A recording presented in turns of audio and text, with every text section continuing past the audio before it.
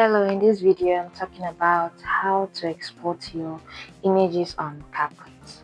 So the major mistakes we make is that we choose videos and not photos. So go to your photos, pick that picture, don't go to add, go to edit photo.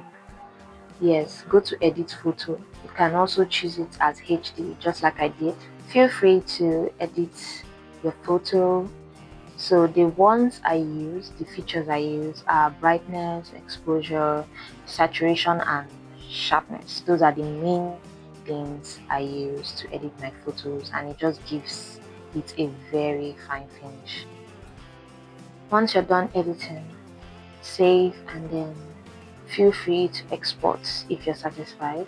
So you click the export button and it will go right into this page.